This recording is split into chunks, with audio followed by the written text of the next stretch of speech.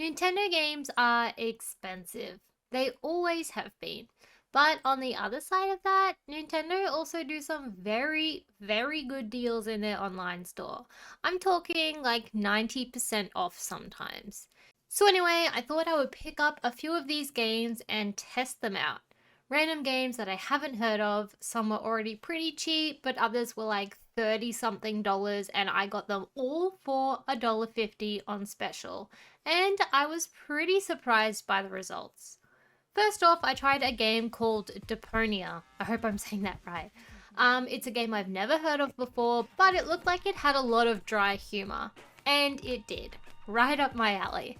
Deponia is a classic point and click adventure where you collect items and find a way to use them to meet your objective. There might be a locked door or you're trying to fix something, and I love these games so much. Kind of like Nancy Drew, if you've ever played that series. I love that series, it's the best. Anyway, so you play as this guy who's kind of like a dumb genius, I guess. He's super smart, but a total jerk. And you start your game trying to pack up your belongings because your girlfriend is kicking you out. So you need to explore the house and find a few items. Along the way, your character makes many jabs at the ex girlfriend, especially as he finds notes around the place asking him to clean up after himself. It's very funny, and it was a great way to kind of introduce the game. As you progress, you'll open up new areas with a general goal to do while you also do various tasks to reach that goal. So, really, just your typical point and click adventure with some great humor. Definitely worth way more than I paid for it. And I think this game was originally maybe like $15, so really a great purchase. I give this one a 7 out of 10. Next up, I chose a game called There Will Be No Turkey This Christmas. This one was already a pretty cheap game, just a couple of dollars I think, but I got it on special for $1.50, of course.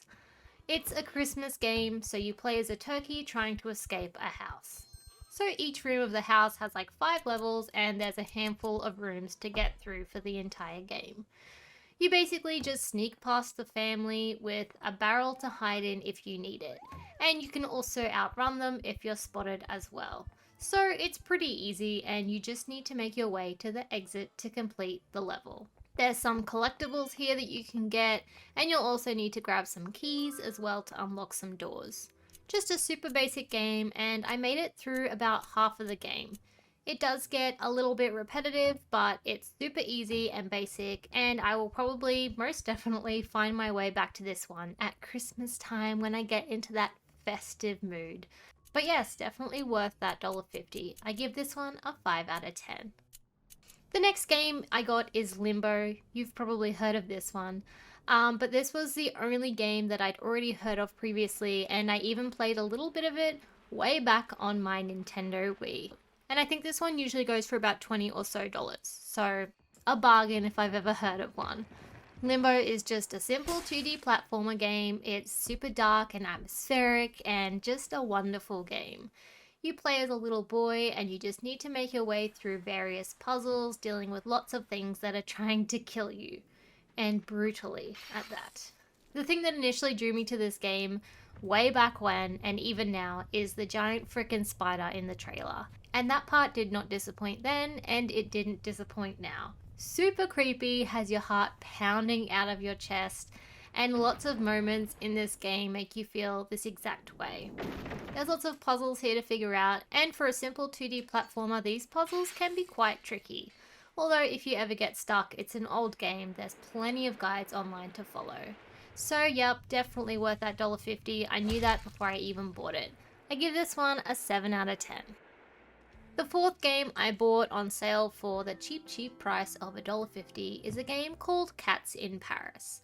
It's a super simple game, you just have to find the cats hiding in a Paris landscape.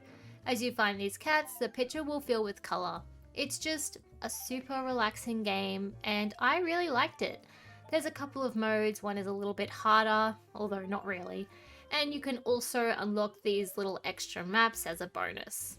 All in all, it probably took me like maybe just over 30 minutes to fully finish the game. But I love these sort of things. I love doing puzzles and I love hidden object kind of games. So yeah, definitely worth the $1.50 for me. I give this one a 6 out of 10. Honestly, I would have given it a higher score, but I just wanted a bit more content, I think. Although I did pay $1.50 for it, so who am I to complain? Next up, I got a game called The Great Perhaps. This one looked really interesting to me, and I especially loved the art style. In this one, you play as an astronaut that was in space when something mysterious happened to Earth, and no one is responding anymore. So you go into this cryostasis in the hopes that when you wake up, the people on Earth will have recovered and reach out to you. Unfortunately, you accidentally sleep for like 10 years, but when you wake up, nothing has changed. So you decide to go down there and see for yourself. Anyway, obviously the Earth is pretty dead, but you get this lantern that kind of lets you switch between points in time, and you use this lantern to help you travel to your destinations. So Dead Earth has lots of broken things and some pretty weird monsters and strange whatever, and pre-Dead Earth is filled with people and nice normal things. I thought this one was okay. I really did like the idea of it, but there's a lot of back and forth and, you know, I think I just got a bit bored and, you know, 2D platformers aren't really my thing to begin with. They kind of need something else. You know, like Limbo has that dark, like, scariness to it. I need something else to kind of appeal to me to keep me interesting.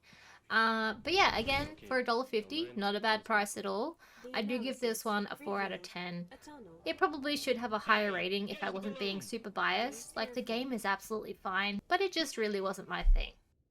Next one I got is Parking Pro. This is just one of those super easy, simple parking games where you just have to drive through and not hit anything and make it to a parking space.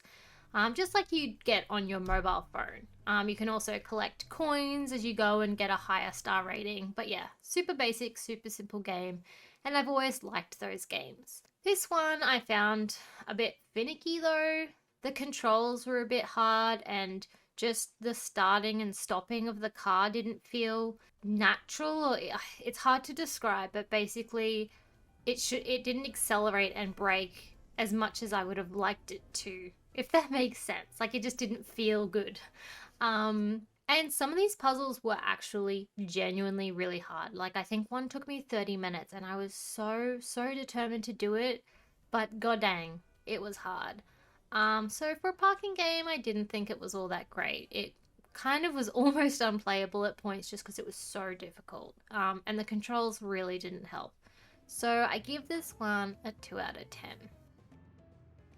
Agent A is another game I picked up, another point and click, although not really since it had touchscreen capabilities on the Switch, so I used that, so I guess more so touch and click, I don't know. But this one was probably my favorite game of all these games.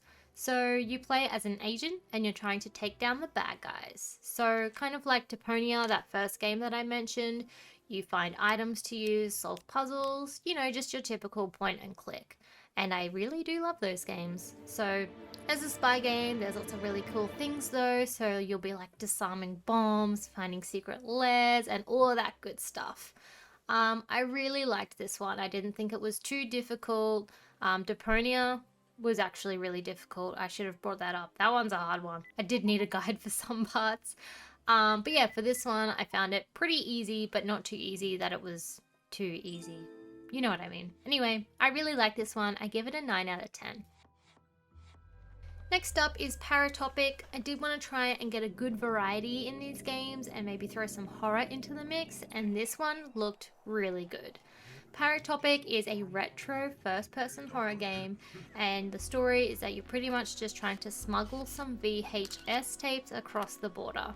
I did find the story a bit confusing. You kind of just cut between scenes really quickly with no rhyme or reason as you make your way through, and you've just got to kind of figure out the story as you go. But the game is super atmospheric, I will say that, and I was really curious to see how the story would play out. But unfortunately, I didn't end up finishing it because I got stuck. I had 9 other games to get through and I did try my best, but I just couldn't figure out where I was meant to go in this one area, so I just kind of moved on. So just for that reason, I give it a 5 out of 10. But I think if I was able to finish it, I think I would have definitely given it a little bit of a higher score. Second last game I got was called House Painting. I love these types of simulators. Power Washing Simulator, not gonna lie, is probably one of my favorite casual games. I put so many hours into it. So I thought this one was a great buy for $1.50. Unfortunately, the game is very slow, the controls are pretty horrible, and overall just a blah game. Probably better off playing this one on the PC with a mouse and keyboard. I don't think it really works well with controls. And no autosave feature, or I mean, maybe it did, maybe it glitched, I don't know, but the next time I opened it up, I had lost all my progress, so I wasn't willing to go through all that again. So I give this one a 2 out of 10. And lastly, another horror game I picked up called Cat Terror. This one looked so good in the photos, and I really wanted a kind of jump scare horror puzzle kind of game, you know.